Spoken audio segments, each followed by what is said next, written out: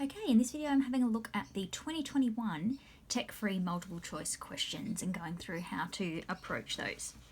So obviously no calculators in this one, and we are starting with number 1 with a log question. Now as soon as we see a number in front, if we're trying to simplify, we need to take that up the top. So that's going to be log 10 of x squared, take away log 10 of 3x. Now we know when we subtract logs, we can divide what is inside, and if we've got x squared divided by 3x, we can simplify that to x on 3. And so then we look over here, and that is our first answer there of A. Question 2. We've got a table, we've got some frequencies, so obviously I'm being asked about a probability. So we're going to need to know our total first here, so when we add these up, we've got 10 and 30 is 40, 20 and 40 is 60, so that adds to 100, and we've got our 100 there, so it's a total of 200. Then we're looking for at least 10 minutes but less than 20. So at least 10 but less than 20 is our 30 plus 40 there. So that's 70 out of 200, which we can reduce to 7 over 20. But we're wanting to get to a decimal answer. So instead of 70 over 20, I'll make it 35 over 100, which I can then make is 0.35. Having a look at question 3, we have got our integral of 10e to the 4x. Now, when we do the integral for e to the x, we know we are going to divide by whatever the derivative was there. So we're going to get 10e to the 4x divided by 4. And then we've got the plus c there. Now the 10 over 4, we can simplify to 5 over 2. So we can see that the answer is C. For question 4, we've been given the second derivative of the function, and we want to know when the function is concave up. Now we know the second derivative tells us where the inflection point is. So if we can solve for when that's equal to 0,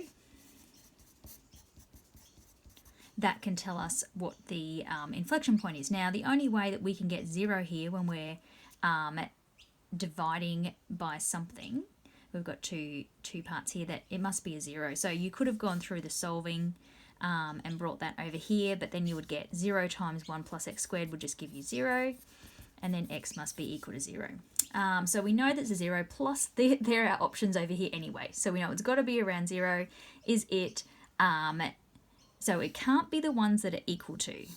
So they're out. So we're just looking, is it less than 0 or more than 0? So I just went and subbed in f dash of -1 and f dash double dash of 1 to see what those came out as. So if we do a -1 in here, we've got 2 times -1 is -2 over 1 plus, and -1 squared is just going to be +2, so we get -1 as our answer. So that would be concave down then. And here we've got, when we sub in +1, we've got 2 times 1 is 2 over 1 plus 1 squared, which is 2. And so we get a 1 there. So for concave up, it must be that section when it is greater than 0, which is C. Question 5, we have got a picture of a second derivative, and we want to work back to the derivative. So basically, it's the same process we'd go through if we had a derivative and we wanted to go back to the original function. So we're finding the integral of that. So straight away, I can cross out a and b, because I know that if I've got a quadratic and I'm doing the integral, I'm going to get to a cubic. So that basically tells me I'm looking at one of these two here. I can see that this is where my turning points are, but that's the same on both of those at -1 and 1. And so then I'm just looking at, okay, well my gradient is positive when it's less than -1, sorry. So over here my gradient is negative, so it must be D, where the gradient is positive. Okay, question 6. They have told us in question 6 that we have a random variable x, the number of successes in a Bernoulli experiment. So that's where we've only got success or failure. And they've told us to use P for success and Q for failure. that's a little bit old style with Bernoulli. Now we do the 1 minus p for our failure, but doesn't really make a difference here. We can still do it. The probability distribution table is given below.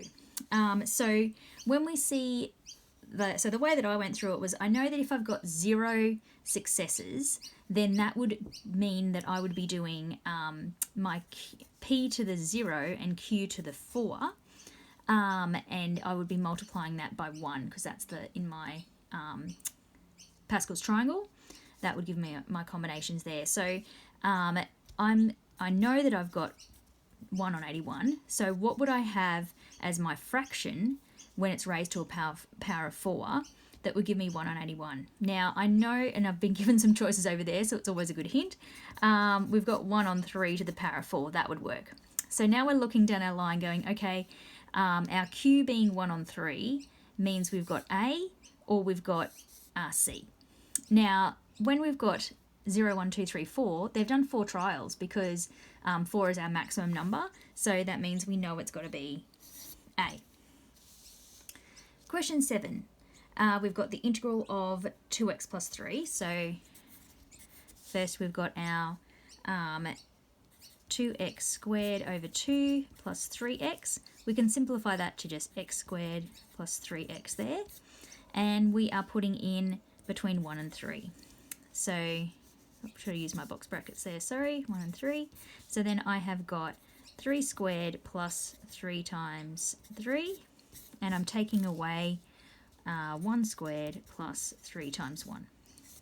So 3 squared is 9 plus 9, and I'm taking away 1 plus 3. So I've got 18 take away 4 is going to give me 14, which is C. Now, question 8 is our probability density function.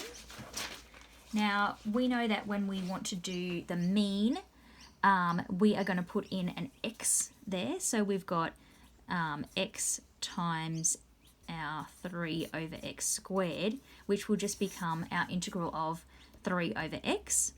And the integral of 3 on x is 3 ln x. And so what we're doing is putting into that 3 ln x the 1 and the 3 on 2. So when we put that in, we will get 3 ln of 3 on 2, and we're taking away 3 ln of 1. Now, remembering when we've got a number out the front, we take that up to the top and make it cubed there. Now, obviously 1 cubed is just 1, and so we have then got, we know that when we're subtracting, we're dividing, so we have 3 on 2 cubed divided by 1. So that'll just leave us with ln of 3 on 2 cubed. And when we work that out, 3 cubed is 27, 2 cubed is 8. So then our answer must be B, ln of 27 on 8. Now, looking at question 9, I did get tricked out by question 9 because I saw the 10 and the 3 and immediately went 1/3. No, don't get tricked out like that. If we've got 10 and we've got 30, the total is 40. So we've got 10 over 40 and 30 over 40. So that reduces to 1 on 4 and 3 on 4 as the probabilities there.